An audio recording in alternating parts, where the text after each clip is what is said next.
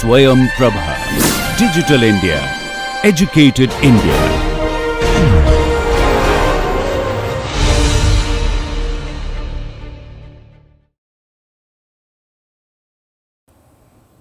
Okay. So, time complexity part 2 over. Next we will be analyzing the success probability. That is a crucial part of the Monte Carlo algorithm. So, probability analysis.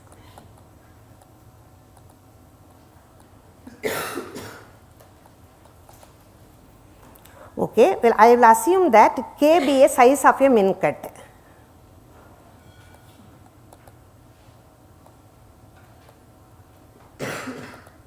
In the graph G. Okay. Now, what about the number of edges in the graph? Assume that there are n vertices. When K is actually the size of a min cut, what could be the number of vertices? Can you give a bound for that? Sorry, number of edges in the graph.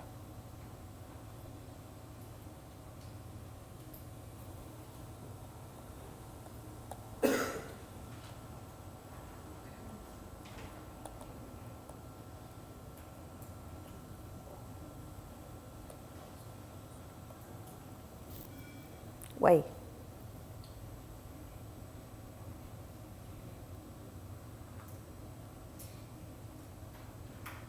You can make use of the simple handshaking lemma.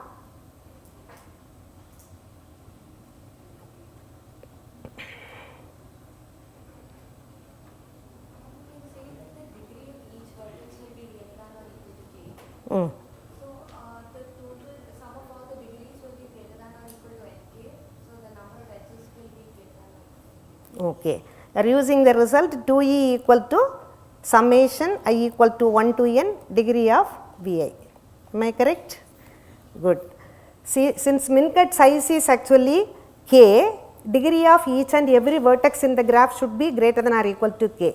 If it is one vertex degree is less than k, by removing that one itself you can disconnect the graph. That edges alone you can disconnect the graph. Then the min cut size will not be k. So, number of edges in G is greater than or equal to kn by 2. Now, we will define some events. Okay. Let Ei be the event that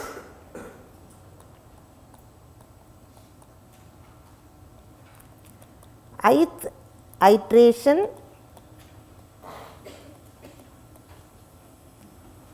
does not contract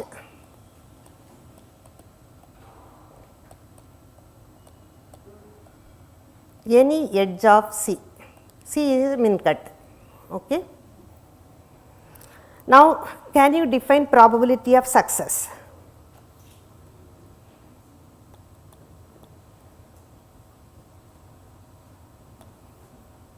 In terms of Ei.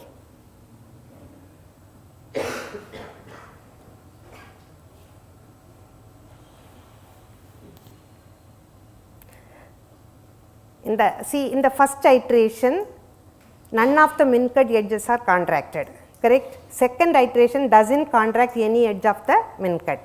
So, if it is followed in all the iterations, finally you can get the correct answer, correct? So, what is needed in terms of Ei?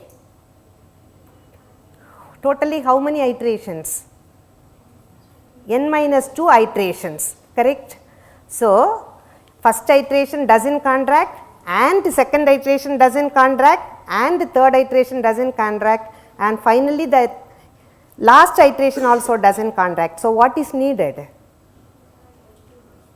Intersection probability of intersection I equal to 1 to n minus 2 Ei. Okay. We have to estimate this probability. This is the success probability. So, first we will start with E1, probability of E1. For that, first I will find out probability of E1 complement. Okay. What is E1 complement? One edge of the min cut is contracted by the first iteration, correct? So, probability of E1 complement is anyone? Now you can make use of the basic probability formula, probability of an event, number of favorable cases for that event divided by total number of cases, correct. So, if I choose one of the min cut edge, that is out of this k edges, if I choose one edge in the first iteration and contract that one, it is a failure, correct. So, what is the numerator? KC1, correct. What is the denominator? K, totally there are number of edges is greater than or equal to kn by 2, correct. So, this is less than or equal to Kc1, so k divided by kn by 2, which is equal to 2 by n, okay. So, probability of E1 is greater than or equal to 1 minus 2 by n, since it is a complementary event, okay.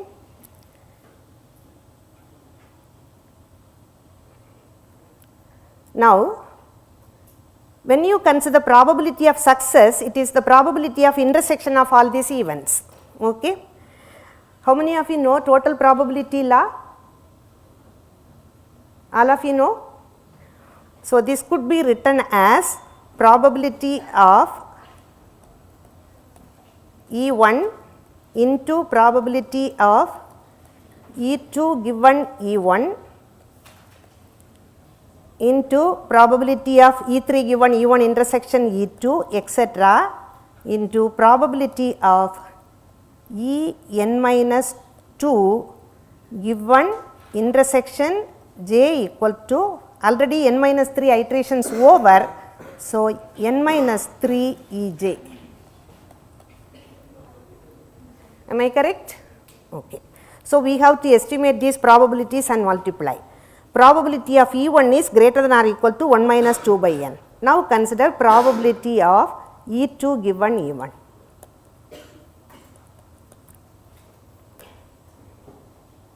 This is greater than or equal to, can you tell me?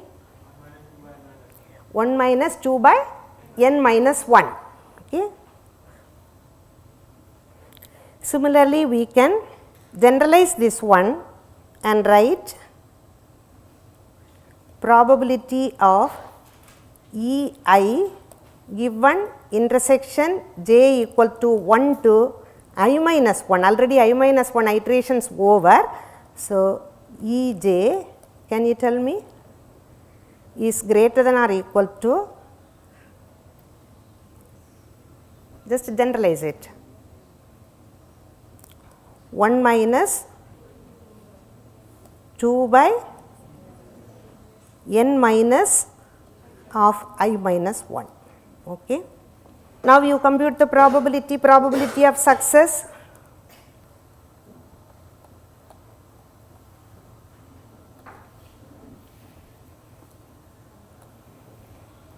It is greater than or equal to, first term probability of E1 is 1 minus 2 by n, then into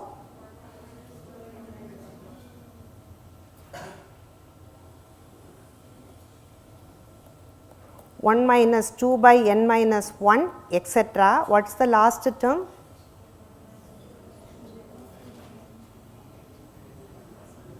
Two by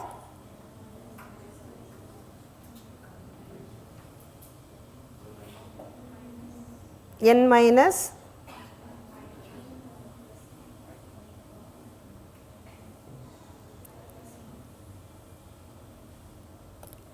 it is not in terms of I, correct. That is a general term in between. Last one is probability of E n minus 2 given intersection of 1 to n minus 3 already over. So, what is the probability? 2 by n minus, you can make use of this one. What I have to do is substitute I equal to n minus 2. So, if I substitute, it is 1 minus 2 by n minus 3. N minus of n minus 2. So, 2 by n minus n minus 2. You are able to understand? It's not clear? So, I will go back to the previous slide. Probability of EI intersection, this one is given this conditional probability is greater than or equal to 1 minus 2 by n minus I minus 1. In the probability of success, last term is probability of E n minus 2 given, correct? So, in this expression, if I substitute I equal to n minus 2, I can get this probability. If I substitute I equal to n minus 2, 1 minus 2 by n minus 3, that is what I told first, okay, n minus 3, okay. So, you simplify, this is greater than or equal to n minus 2 by n into n minus 3 by n minus 1 into etc. Last term is n, you can cancel 3 minus 2, which is 1 by 3, okay. So, if you see the terms here, the next one will be here n minus 4 by n minus 2, etc. So, you can cancel many terms, okay. What will be the remaining terms after cancelling the factors there? 2 by n into n minus 1, okay. You can cancel n minus 2 like this, then n minus 3 here and n minus 3 like this you can cancel. So, here you will be left out with 2 into 1, then divide by n into n minus 1, which is greater than 2 by n square. So, computational complexity of the algorithm is order of n square for a single run. Karger's min-cut algorithm outputs a min-cut with probability at least 2 by n square. We have analyzed these two, okay. Now, for example, your n equal to 100, you can consider a graph with 100 nodes. What is the success probability? Or you consider a graph with 10 nodes, success probability is 2 by 100, correct? So, it is very less. Can you be happy with the algorithm? No. So, how to improve the probability of success? Okay. So, one run of the algorithm is not actually favorable to me. I am not very happy with the outcome of the algorithm. Can you improve the probability of success? What I have to do is boost the probability of success, okay, to get a good number. Repeat the algorithm, okay, with a different choice of random numbers. If I repeat the algorithm t times using fresh random bits, I will be having different outcomes, correct. In the previous example, when you run the algorithm once, you got the min-cut size as 3, in the second run you got the min-cut size as 2, correct. So, when I repeat this algorithm, F1 is the outcome of the first run, F2 is the outcome of the second run, like that Ft is the outcome of the tth run, correct. Now, you output the minimum among these Fi's, okay. When the number of runs is more and more, you can get a success probability as high. But what happens to the running time? You can repeat it, no problem. What about the running time? It is also going on increasing, okay. So, running time of the algorithm, when you run it n square by 2 times, you see probability of failure is 1 minus less than or equal to 1 minus 2 by n square. Probability of success is greater than or equal to 2 by n square for a single run. So, probability of failure is less than or equal to 1 minus 2 by n square for a single run. If I repeat the algorithm n square by 2 times, the probability is of failure is less than or equal to 1 minus 2 by n square the whole power n square by 2, which is less than 1 by e, okay. So, probability of success is greater than or equal to 1 minus 1 by e. 1 by e, what is the value? It is 1 divided by 2.7 something.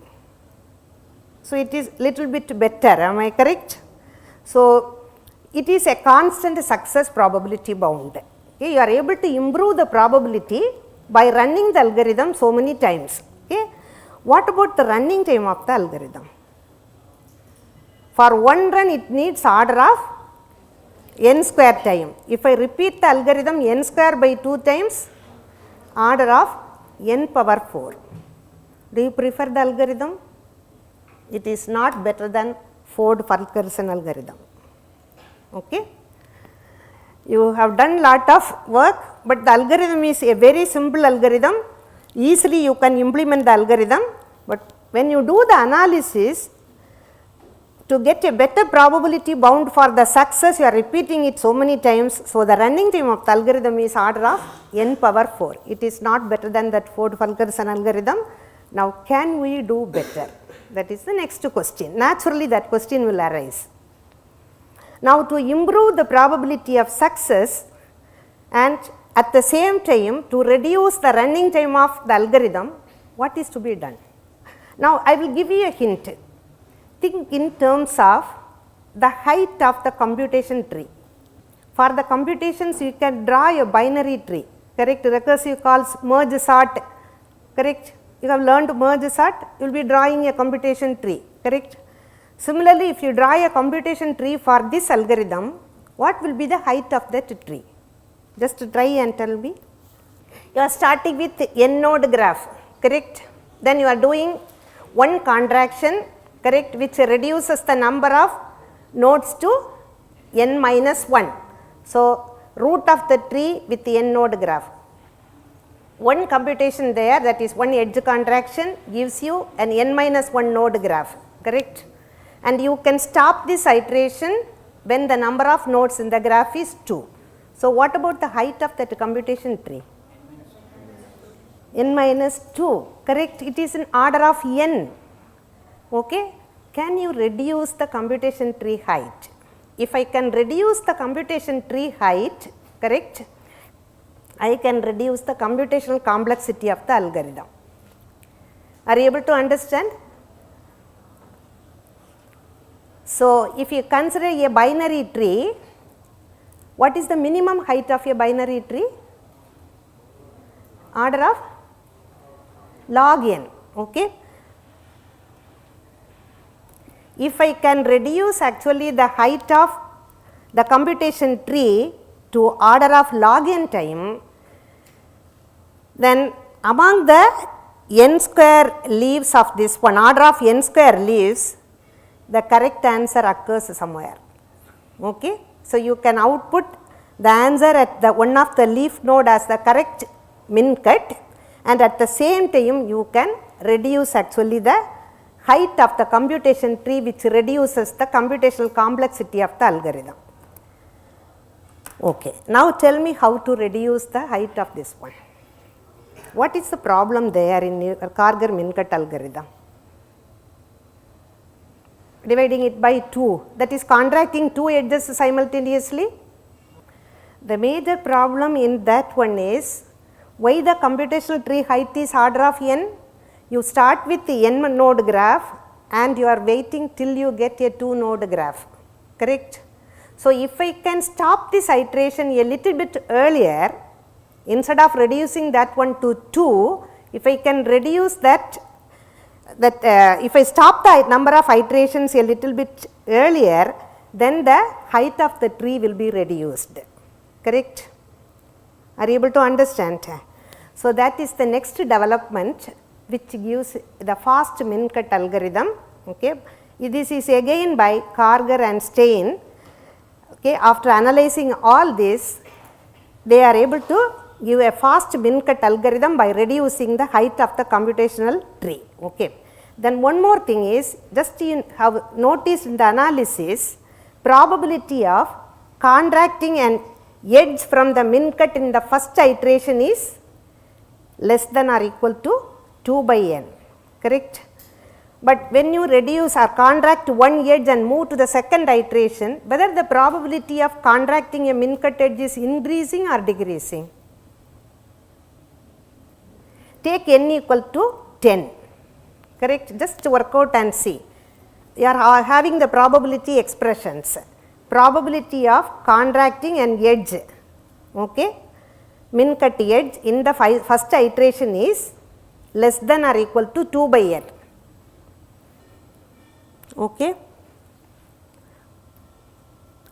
If you assume n equal to say 100,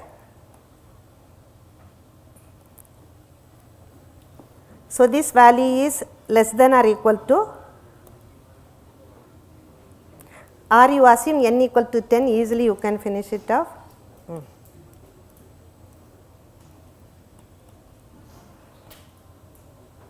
0.2. What is the second iteration? Probability of contracting an edge of C in the second iteration. Use the expressions. See, probability of E1 complement is this one. Probability of E2 given E1 is this one. So, probability of E2 complement given E1 is 2 by n minus 1, correct? So, use that one and do. What is the value?